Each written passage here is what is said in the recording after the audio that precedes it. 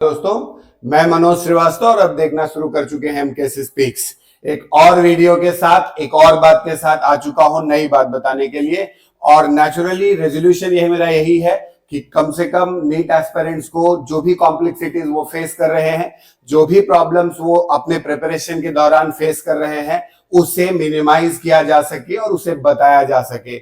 कम से कम बच्चों की कॉम्प्लेक्सिटी कम हो, दबाव कम हो और तनाव कम हो। क्या होता है कि बच्चे जो है प्रायः बहुत अंधाधुंध तरीके से चीजों को बस पढ़ना शुरू कर देते हैं। उनको लगता है कि प्रिपरेशन का मतलब जस्ट पढ़ाई होती है, लेकिन प्रिपरेशन का मतलब पढ़ाई के साथ साथ बहुत बेहतरीन स्ट्रेटेजी भी होती है। इसलिए बहुत सारे रैंकर्स और जिन्होंने भी बहुत अच्छे रैंक्स और मार्क्स अचीव किए हैं, अगर आप उनके स्ट्रेटेजी को ऑब्जर्व करोगे तो देखोगे कि पूरी फाइन ट्यूनिंग होती है और स्ट्रेटेजी बनी होती है। एक्चुअल में नीट एग्जाम के लिए आपको स्ट्रेटेजी को भी डिफाइन करना पड़ता है। तो आइए इस वीडियो में हम लोग बात करेंगे कि क्या स्ट्रेटेजीज हो सकती है आपकी, जिससे और सिंप्लीफाइड वे में और बेहतर ढंग से आप परफॉर्म कर सके।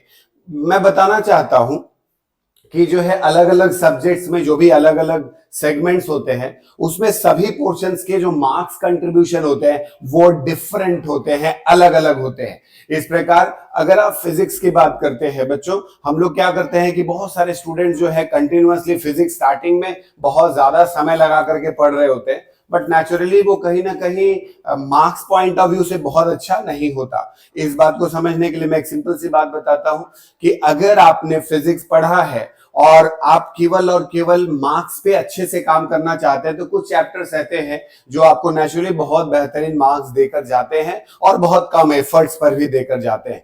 सो एग्जैक्टली जैसे आप मॉडर्न फिजिक्स की बात करें तो अगर आप देखेंगे यहां पर, तो मॉडर्न फिजिक्स एक ऐसा पोर्शन होता है जिसमें करीब करीब 5 से 7 क्वेश्चंस बार बार पूछे जाते हैं। आई रिपीट, 5 से 7 क्वेश्चन, जो कि बहुत बड़ा कंट्रीब्यूशन दे सकता है किसी भी बच्चे के लिए। अगर आप यहाँ पे ध्यान देंगे तो ड्यूअल नेचर और रेडिएशन, जो ड्यूअल नेचर ऑफ रेडिएशन एक चैप्टर जिसमें फोटो इलेक्ट्रिक इफेक्ट और डी ब्रॉगली प्रिंसिपल वगैरह आता है।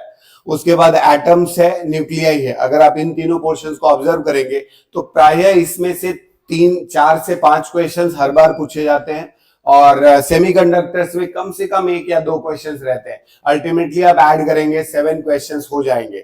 और ये जो एटम्स, न्यूक्लियाई और फोटो इलेक्ट्रिक इफेक्ट वाला पार्ट है वो कुछ हद तक केमिस्ट्री के साथ भी मैच करता है, इसलिए बच्चों को बहुत एडिशनल एफर्ट लगाने की जरूरत नहीं पड़ती। अगर उनके वो थ्योरी, कंसेप्ट और प्रैक्टिस पार्ट को थॉरोली इंप्रूव करें तो इनके क्वेश्चंस बहुत ही आसानी से और इजिली अटेम्प्ट किए जा सकते हैं।